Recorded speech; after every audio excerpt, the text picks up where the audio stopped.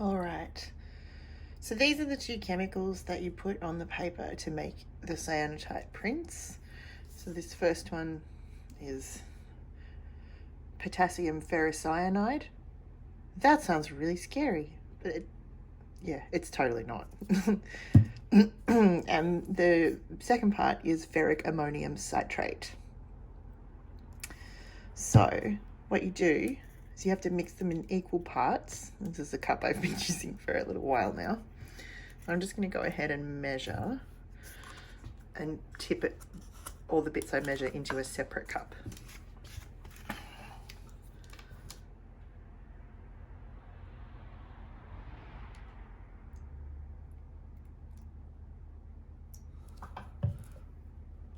There's part A, which is yellow.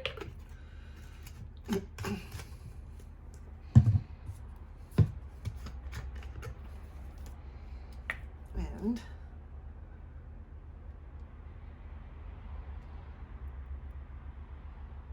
part B, which is more of a dark green. Oh, sorry, I shook the camera. Tip them in together and make this kind of yellowy green liquid. Give it a little swirl. Now here I've got some watercolor paper. I'll show you how it goes down on this. So I just get a little bit on my sponge brush, like this, and you just brush it on. Watercolor paper will hold the solution really nicely, but when it first paints on, it's a little bit, it doesn't sink in straight away.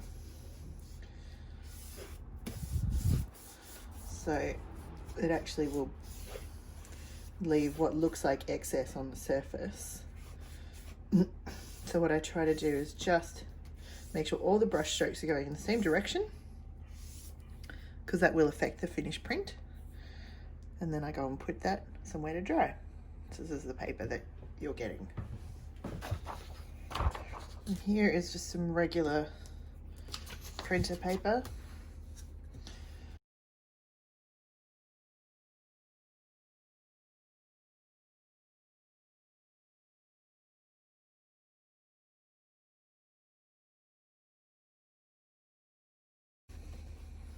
Can't quite see the yellow so much on the printer paper. I'll go and put it on to dry. This is rice paper. You have some of this in your envelopes. It has two sides. For those of you who got it when you were doing the marbling project, you'd already be familiar with this because it's got a rough side and a smooth side. Now all the paper that I sent to you, all the rice paper, I put the cyanotype solution on the rough side, but today I'm going to try putting it on the smooth side and see what happens. I'm just wondering if it's even going to take. Yes, it is.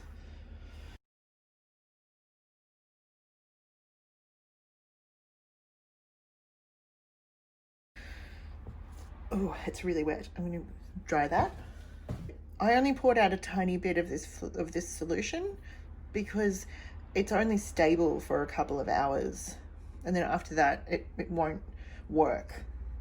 So it will paint onto the paper and it will dry and all of that, but it won't, the chemical process won't happen properly when you finally do expose it to the sun. The other thing that's important about this space that I'm working in is that it's kind of dim. There is, I'm in the kitchen at the studio. There is a window just over there, and there are, in that direction, is the two big front windows of the studio and all the lights. Just your regular room lights are not strong enough to make the print process start. Sunlight is though, which is why I said don't open this bag in direct sunlight. But there's a wall between me and the window, so I'm actually in quite a dimly lit space here, but it's light enough that I can see what I'm doing. So this is where I dry the paper.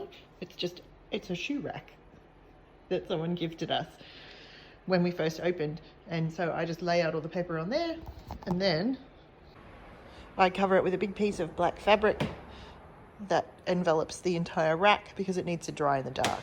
But the fabric has, little breathing holes and things in it here and there so that the nice warm air can get in and dry the paper.